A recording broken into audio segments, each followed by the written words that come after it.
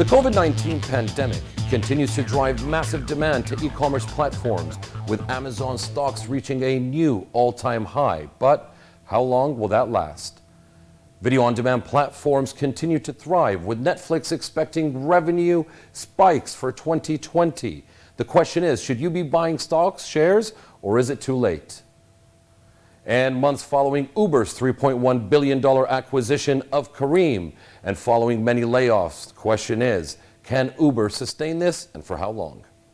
It's no surprise that small, medium-sized businesses and even large corporations all across the globe have been affected by the current pandemic. Yet, many sectors and industries continue to thrive, from e-commerce to technology and even video-on-demand platforms. Today, many are questioning how they can find opportunities despite the challenges being presented.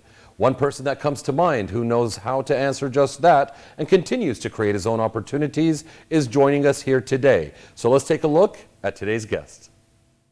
Gary Vaynerchuk is an entrepreneur, author, speaker, and internet sensation who is best known for his work in digital marketing and social media. Through e-commerce and pricing strategies, Vaynerchuk grew the family business from $3 million to $60 million a year by 2003. In 2011, Vaynerchuk stepped away from the family business to build VaynerMedia, a digital ad agency founded in 2009, providing marketing strategies and services to Fortune 500 companies such as General Electric, Bosch, PepsiCo, and more. In 2016, with 600 employees, VaynerMedia grossed $100 million in revenue. And if that wasn't enough, Vaynerchuk has also released many bestsellers, including Crushing It, and tours the world to motivate aspiring entrepreneurs to share his knowledge not only on how to start businesses, but how to scale companies over time, even during global financial recessions. Gary, thanks for joining us. Thanks for having me. So a few things we want to talk to you about today, and we really want to focus on online platforms, e-commerce, tech, and so on. Now, many e-commerce platforms have acted as, you can call it a saving grace during this pandemic lately, with Amazon stock reaching an all-time new high. Do you anticipate this as being the norm moving forward for consumers and transitioning from traditional methods of shopping to online?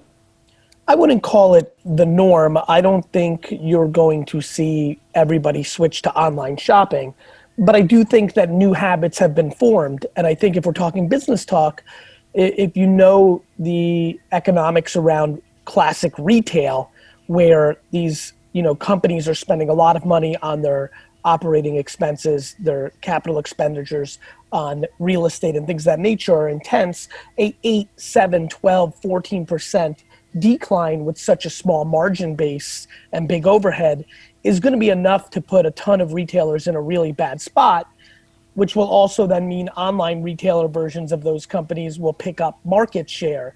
So this isn't 100% of the world now shops online, but I do think this is an acceleration of what would have inevitably happened over the next decade anyway, and it may be enough to tip the scales in a lot of categories.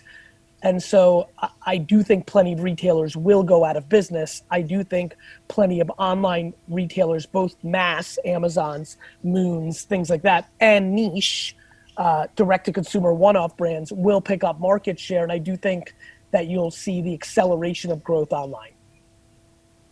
All right. Now, also, many people lately have been turning, obviously, to social media for entertainment, video-on-demand platforms. Netflix is expecting record growth in 2020. Is this a good time for people to buy shares or stocks in such platforms, or is it too late, maybe? It's a good time, because what people don't understand is this will be an acceleration year, but this is all just exposing and speeding up the inevitable. Network television, cable television has nobody can beat the internet. So once television decided to go on the internet, AKA OTT, they're going to win. And so I think that I don't think it's too late. I think it would have been really smart if you had the liquid to buy it in the heat moments of the pandemic, but that's, that takes a certain level of stomach. And so, I think it's still a good time to buy the Facebooks, Amazons, Netflix of the world. Fair enough. Now, Kareem is a startup based out of the UAE. It's the UAE's unicorn, if you will, was acquired by Uber for about 3.1 billion US dollars. And after that, we've obviously encountered the pandemic, massive layoffs from both sides. How long do you think Uber can actually sustain this or last for with what's going on now? I think that comes down to what's under the hood, right? When you look at these big quote unquote unicorns that have gone public, they were able to sustain their growth to IPO through massive rounds of funding.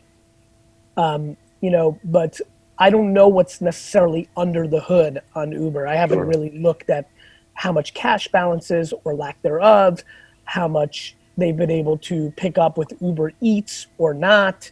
But what I do know is Uber, Lyft, and their competitors around the world is a service that stays in perpetuity. So I'm not sure exactly with that specific company, but on-demand rides will continue to gain market share in perpetuity until there's a next innovation. Okay, now what should small, medium, even large-size enterprises be focusing around? Let's talk exit strategy for a lot of these businesses. What sort of exit strategy should they have in place coming out of this COVID-19 era? Well, most people's exit strategies are going to be to get something instead of nothing. This is going to be a buyer's market. So, there may be, actually, that's not fair. I think you may see some accelerated internet-based companies have so much momentum where long established players are like, wait a minute, we need the new version of us. I could see, Disney wanting to make a play for Netflix. Why not, right? It might be too big to swallow at this point, but, so I think that there may, if you're an internet company that had enormous growth during this time, but you and your stomach as a CEO or a founder realize, yeah, but in 2 or 3 years, everyone's going to figure this out. And I'm getting a crazy offer right now because the old guard has realized they don't have this. There might be a play there.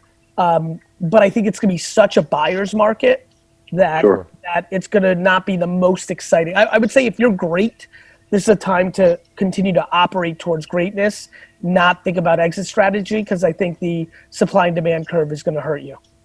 Fair enough. Now, what I really admire about you personally, and so does our team here, is your ability to always not just look for new opportunities, but create your own opportunities. And I followed you continuously when you were going around to the garage sales, proving a point that there are so many hidden opportunities around. What should small, medium businesses be doing today in order to find some of these opportunities? Any particular advice you have? Yeah, they need to storytell from a branding standpoint, content at scale, at all costs. I don't care if you're sitting in your living room and your restaurant's closed, making videos about the story. So true campfire stories, because that builds brand. And then you must build an internet-centric revenue model. I mean, I don't know, again, if you're a restaurant, why not package up your best dish and sell it as a frozen product? Like, figure it out. Like, business should be hard. People are like, Gary, that's hard. I'm like, it should be hard. Like, you're asking for money.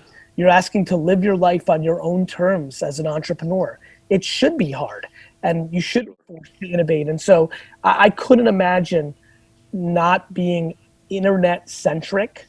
And I think that's just crazy. And I think I'm hopeful that people get serious about it. Gary, any final words for anybody who's watching this? I wish everybody who's watching nothing but health, and do me a favor, the world is how you see it. So if you decide your perspective is this is a time of opportunity and offense, it is. And if you decide it's a time of dwelling and negativity, it is. And so if I leave with anything, please look for the opportunities because they are abundant. And that was Gary Vee from New York. And the takeaway for today's interview is what separates successful individuals from others is their ability to continue and create their own opportunities. We'd love to hear from you. What opportunities have you created lately? Please share your thoughts with us on social media platforms and by email. Until next time, this is your host, Omar, and we'll see you soon.